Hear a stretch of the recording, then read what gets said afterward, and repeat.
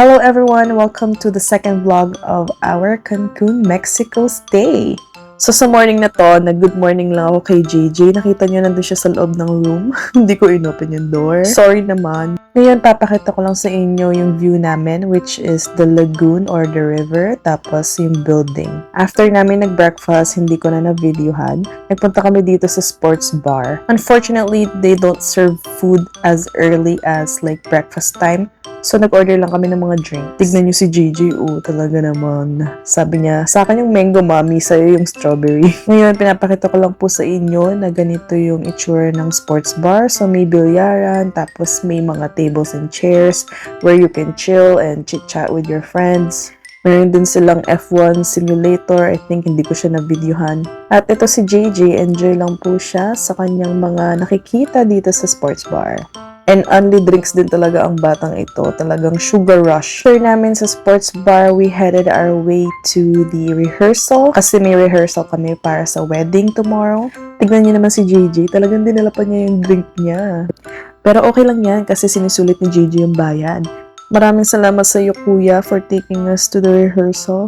So, ayun, nakita namin sina Eliza, naghihintay din sila ng golf car. So, sumakay na sila at nagsiksikan na kami dito. So, nandito sina Auntie Beth, Uncle Alan, tapos mama ni Christian, si Tita Gina, si Deshawn, brother ni Christian, of course, yung groom si Christian, and yung bride si Eliza. Tignan nyo guys, diba? Sobrang lawak ng resort, ang daming pasikot-sikot. If nilakad namin kung saan kami galing dun sa sports bar hanggang sa rehearsal sa beach, siguro mga 40 minutes na lakad, feeling ko lang. Tapos may anak pa kami, so baka magiging isang oras na yun. Hindi ko na na-videohan yung rehearsal sa wedding kasi sobrang init, tapos lahat nagtatago na lang sa shade. Ngayon, hindi ko alam kung saan kami papunta, pero we're heading towards the lobby. After ng rehearsal, I think nagliwaliw na lang kaming tatlo. Pumunta ulit kami dito sa Village Mall. So, ayan nga pala yung itsura ng Village Mall. Nandito yung mga restaurants, yung mga a la carte na restaurant, tapos may coffee bar, may sports bar. Nandito rin yung theater, and sa bandang dulo nandun yung chapel nila. Ito nga pala yung coffee bar, yung Placer na pinuntahan namin sa day 1.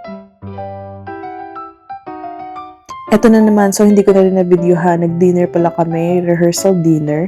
Dito sa Italian restaurant na pangalan ay Portofino.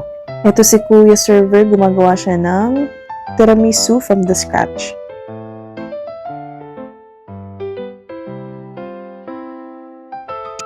Nakita niyo ba si JJ dumaan siya? Kasi kukunin niya yung aking cellphone habang nag-video ako. Kaya pala nagulo itong video na to. Tignan niyo, in 3, 2, 1. Tapos sabi ko sa kanya, JJ, wait lang, nag-video pa si mami.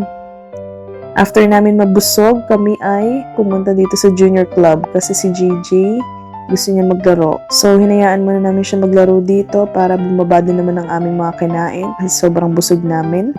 At yun, after maglaro ni JJ, umuwi na kami sa room at nagpahinga. Thank you for watching this video. Bye!